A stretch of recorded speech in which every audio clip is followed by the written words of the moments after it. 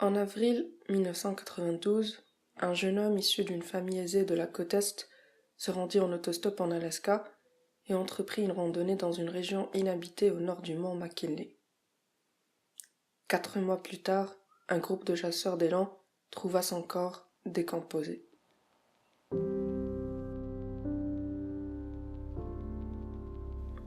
Ce jeune homme s'appelait Chris McCandless.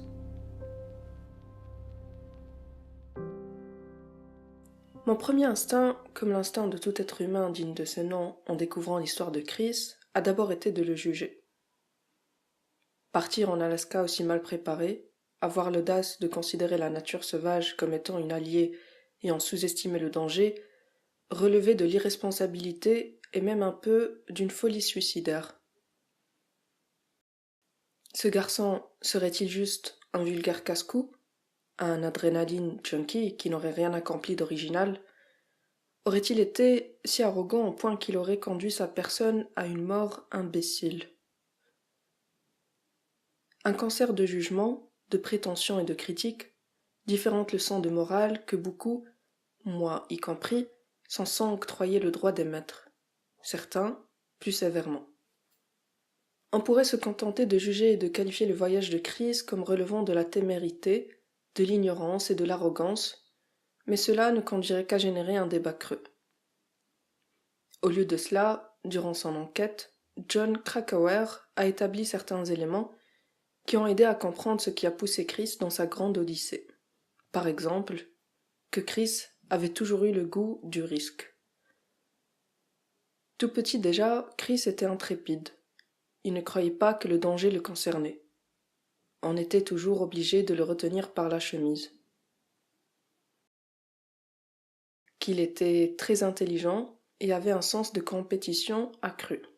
Se reprochait l'échec très sévèrement, mais qu'il était aussi têtu, sûr de lui, à la manière des jeunes pour qui la notion du risque et du danger demeurait abstraite.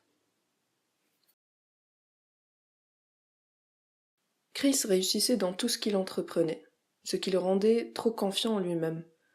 Quand on lui parlait, il ne discutait pas. Il acquiesçait poliment et ensuite il faisait ce qu'il voulait. Il avait beaucoup de talent, mais si on essayait de le diriger, d'affiner ses aptitudes, d'apporter une amélioration, un mur s'élevait. Il résistait à toute instruction.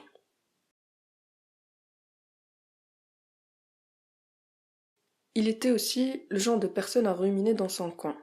Quand quelque chose le tracassait, il ne venait pas en parler directement. Il le gardait en lui, y cachait son ressentiment et laissait se développer les sentiments hostiles.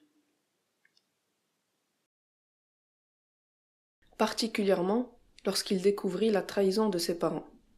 Leur tromperie et les circonstances douteuses qui entouraient le premier mariage de son père lui avaient brisé le cœur au point de couper tout contact avec eux. Il les considérait comme des êtres hypocrites et leur en voulait d'avoir fait de son enfance, comme il exprima une fois sa sœur, une fiction.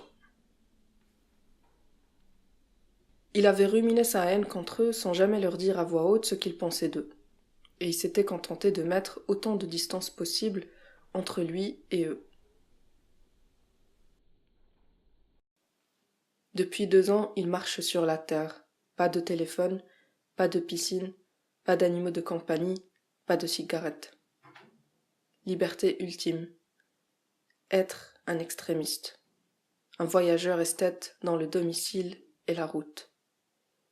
Échappé d'Atlanta. Tu n'y retourneras pas parce que l'Ouest est ce qu'il y a de mieux. Et maintenant, après 2 années de déambulation, c'est l'aventure finale, la plus grande. La bataille décisive pour tuer l'être faux à l'intérieur de soi et conclure victorieusement le pèlerinage spirituel. 10 jours et 10 nuits de train de marchandises et d'autostop m'amènent dans le grand Nord blanc. Il ne sera plus empoisonné par la civilisation qu'il fuit et il marche seul pour se perdre dans la nature. Au fur et à mesure que je lisais, mon opinion devenait plus nuancée, moins facile à cadrer, moins binaire. Je compris combien Chris était doué d'intelligence, mais d'une intelligence émotionnelle profonde, que les œuvres de certains auteurs tels que London et Thoreau avaient laissé une forte impression sur lui, et que tout comme eux, il partageait l'amour de la liberté, et avait développé un goût pour la vie sauvage et la solitude. Je désirais le mouvement, et non une existence au cours paisible. Je voulais l'excitation et le danger, et le risque de me sacrifier pour mon amour. Je sentais en moi une énergie surabondante qui ne trouvait aucun exutoire dans notre vie tranquille. Emerson, London, Tolstoï, Thoreau, autant d'auteurs, d'aventuriers, des amoureux de la nature. Mais, bien que d'apparence semblable, leurs quêtes diffèrent.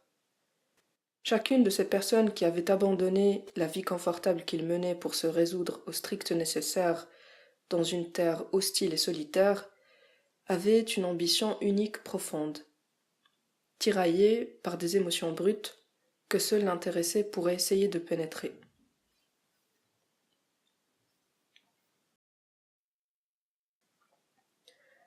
Dans une telle époque, on ressentait le besoin de se consacrer à un idéal, la vie, la vérité ou la beauté, de lui obéir au lieu de suivre les règles humaines qui avaient été mises au rebut.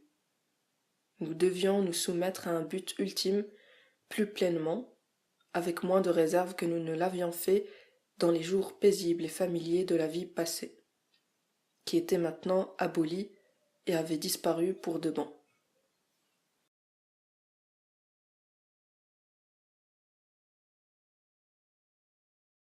J'ai ainsi appris que Chris méprisait les richesses et avait une forte aversion pour l'argent qui le mettait mal à l'aise, qu'il aspirait à une vie plus pure. Plutôt que l'amour, l'argent, la gloire, donne-moi la vérité.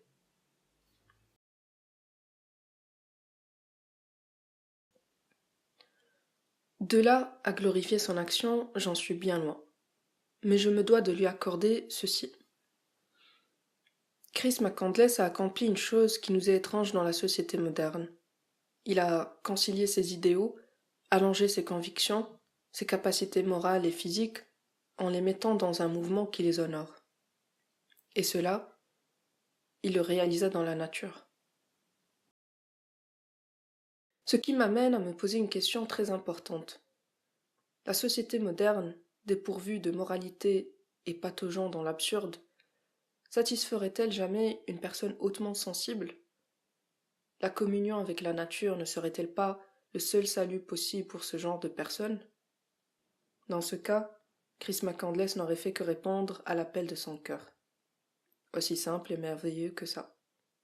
La soif du vrai, du beau, l'a mené à une quête, même si d'apparence périlleuse, à la recherche de l'absolu et du sens intact et exempt de toute empreinte pernicieuse de l'homme.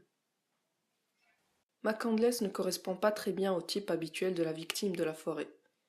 Il ne connaissait pas l'Alaska, négligeait les précautions avec une témérité folle, mais ne manquait pas de compétences. Sinon, il n'aurait pas réussi à survivre pendant 113 jours. Ce n'était ni un idiot, ni un sociopathe, ni un bandit. Il était autre chose, mais il est difficile de dire quoi. Un pèlerin peut-être.